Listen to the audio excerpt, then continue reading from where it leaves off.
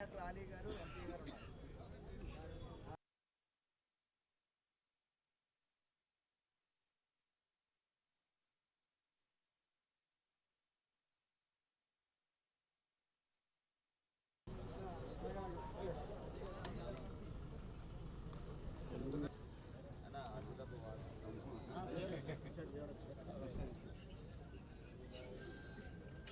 Okay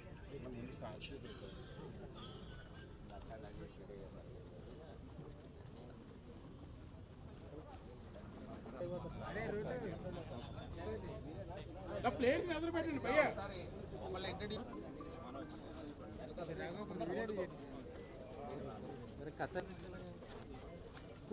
వెనకాల ఎవరు మొత్తం చెప్పులు అవన్నీ వచ్చేస్తున్నాయి మనోడి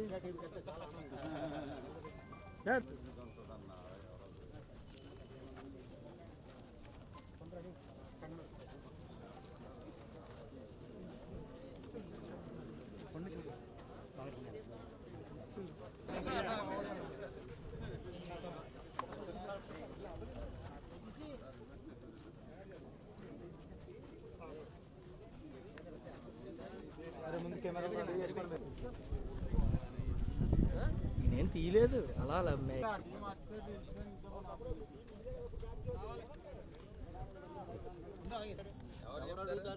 వాసన ఎదర్రా కొంచెం ఎదురున్నా అలా ఉండదు.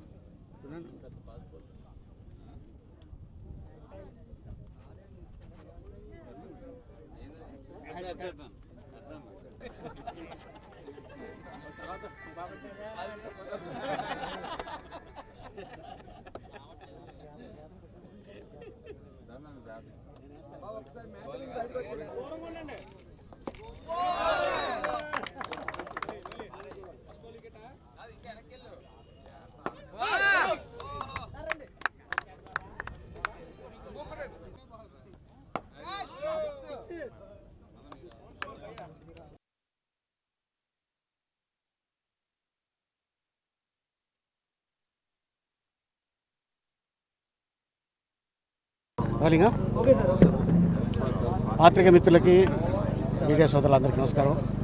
సో రాజమండ్రిలో ఆర్పిఎల్, సో ఇది భరత్ అన్న, అద్దరపు వాసు, అలాగే రౌత్ అన్న, అలాగే కాబోయే శ్రీనివాస్ గారు ఎంపీ గారు అండ్ వీళ్ళ ఆధ్వర్యంలో ఈ ఆర్పిఎల్ జరుగుతుంది. సో స్టేట్ వైడ్గా పిల్లలు రావడం జరిగింది ఇక్కడ.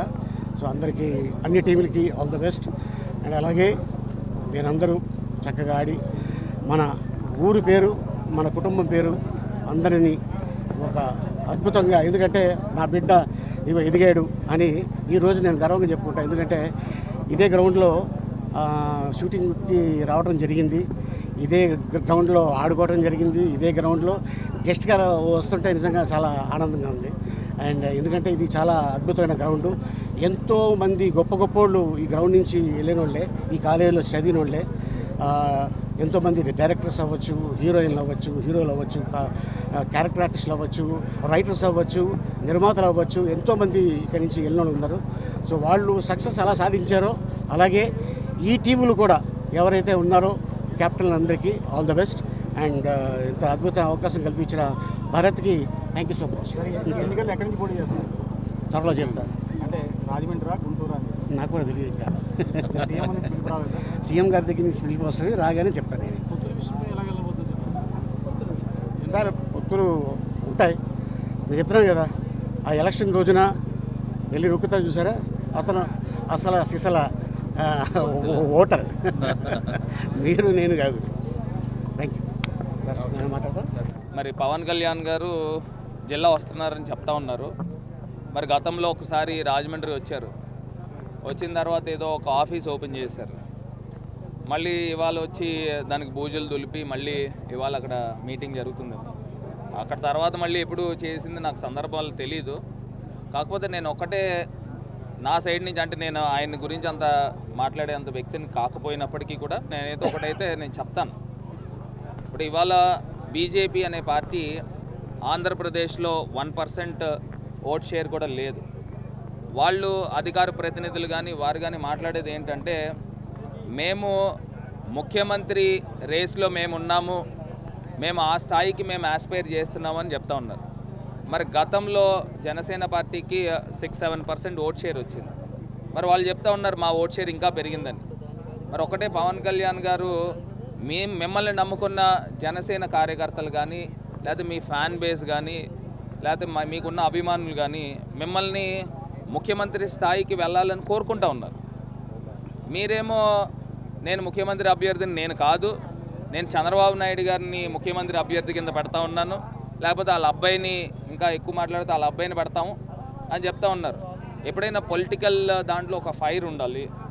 ఎవరికైనా ప్రజలకు సేవ చేయాలని అంటే మనం అత్యున్నతమైన స్థానంలో ఉంటే మనం మ్యాక్సిమం చేయడానికి అవకాశం ఉంటుంది.